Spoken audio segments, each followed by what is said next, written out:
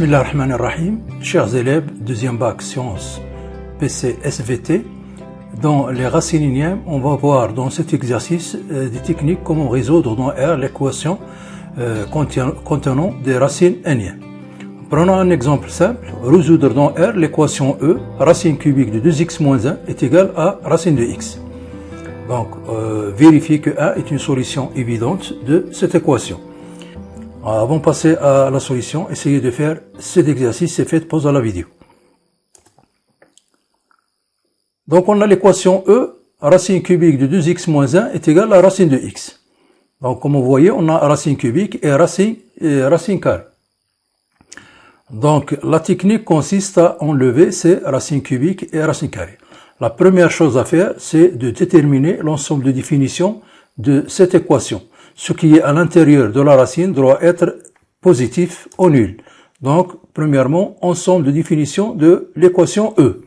Donc, x appartenant, donc soit D l'ensemble de définition de cette équation. Donc, x appartenant à D est équivalent que x doit être positif puisqu'on a racine de x. Donc, on a le x doit être positif puisqu'on a racine de x et le 2x moins 1 doit être positif. Donc, il est équivalent à dire que x soit positif et x, 2x moins 1 positif, ça veut dire x supérieur ou égal à 1 demi. Il suffit que x soit supérieur ou égal à 1 demi. Donc, domaine de définition de cette équation, c'est l'intervalle 1 demi plus l'infini. Donc, il faut résoudre cette équation dans cet intervalle. C'est-à-dire, les solutions appartenant à cet intervalle sont les solutions de l'équation. Donc, passons maintenant à la résolution de l'équation E. Donc, premièrement, on a racine cubique de 2x moins 1 est égal à racine de x. La première chose à faire, c'est d'essayer d'enlever les racines cubiques. Comme on a ici racine carrée, c'est-à-dire 2.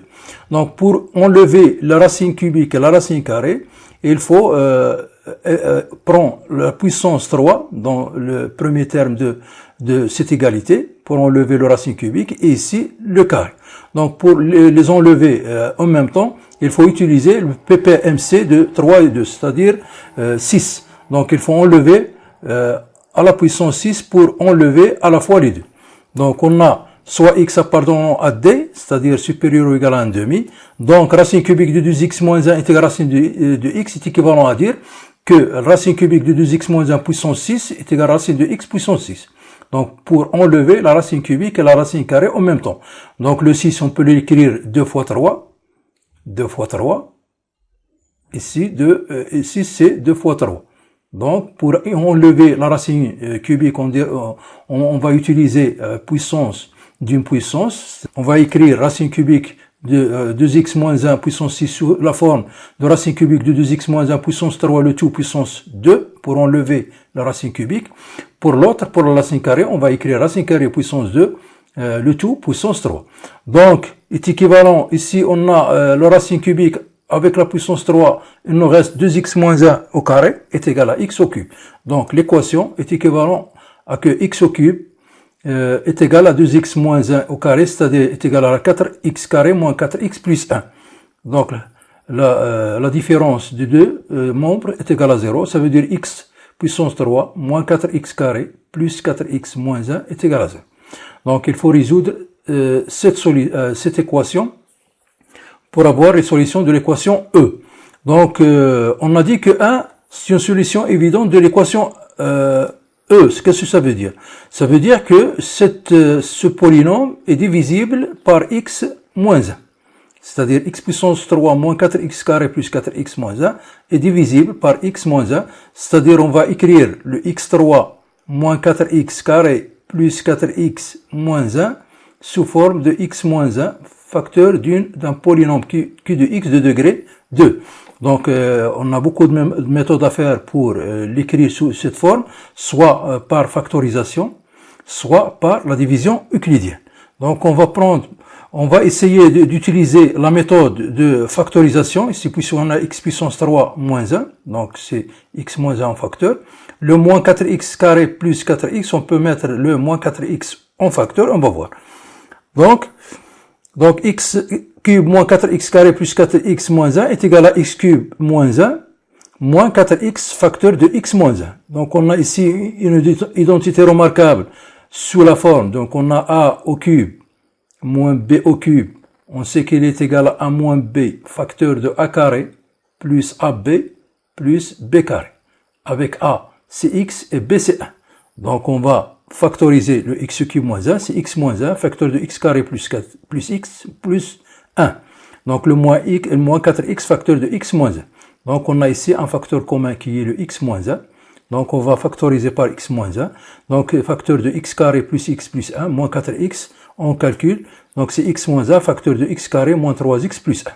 Donc, si vous voulez, on peut utiliser la division euclidienne, x3 moins 4x carré plus 4x moins 1 divisé par x moins 1. Donc, le x au cube divisé par x, c'est x carré. X carré fois x, c'est moins x cube. Donc, on prend le moins, ici moins x cube. Ici, moins x carré, donc on prend l'opposé, c'est plus x carré. Donc, on fait la somme. On a ici moins 3x carré plus 4x plus moins 1. Moins 3x carré divisé par x, c'est moins 3x. Moins 3x facteur de x, c'est moins 3x carré. On prend l'opposé, c'est-à-dire 3x carré. Moins 3x moins 1, c'est 3x. On prend l'opposé, c'est-à-dire moins 3x. La somme, c'est x moins 1. X moins 1 divisé par 1, x moins 1, c'est 1. Le reste, c'est 0. Donc, vous pouvez utiliser soit la division euclidienne, soit le factorisation. Donc, cette équation, x au cube moins 4x carré plus 4x moins 1 est égal à 0, est équivalent à dire que x moins 1 est égal à 0, ou bien x carré moins 3x plus 5 est égal à 0. Donc, ça veut dire... Donc, on a le x carré moins 3x plus 1. Ici, on a x carré moins 3x plus 1 est égal à 0. Donc, le delta, c'est moins 3 au carré, moins 4 fois 1. C'est-à-dire, est égal à 9 moins 4, c'est 5. Donc, puisque delta est strictement positif, donc on a deux solutions. Donc, on a x1 est égal à moins b, c'est-à-dire 3 plus racine de delta sur 2a. Et x2 est égal à 3 moins racine de 5 sur 2. Donc, est équivalent à dire que x est égal à 1, ou bien x est égal à 3 plus racine de 5 sur 2, ou x est égal à 3 moins racine de 5 sur 2. Donc, on a ici trois solutions, mais les vraies solutions sont celles qui appartiennent au domaine de définition. Or, on a d est égal à 1,5 plus l'intervalle 1,5 plus l'infini. Donc, les solutions qui sont supérieures ou égales à 1,5 sont des solutions de l'équation E. Sinon, il n'est pas solution. Donc, on a le x est égal à 1. On a ici 3 plus racine de 5. Racine de 5, c'est à peu près 2, donc c'est 3. C'est supérieur à 1, le x1 il est supérieur à 1, donc il a appartenant à d. Par contre ici, pour le x2, bien le troisième solution, le 3 moins racine de 5 sur 2, il est inférieur à 1,5. Pourquoi? Parce que 3 moins racine de 5, il est inférieur à 1. Il est inférieur à 1. Donc la troisième solution n'appartenant pas au domaine de définition.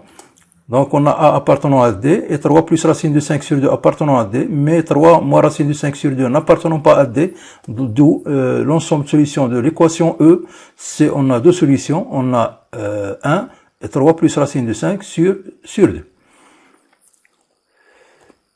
Donc, à l'exercice prochain, Inch'Allah, pour la vidéo prochaine, on va entamer le deuxième chapitre sur la dérivation et l'étude de fonctions. Avec cet exercice, on a la fonction f, elle est définie de cette façon. F de x est égal à racine de 1 plus 2x moins racine de 1 plus x.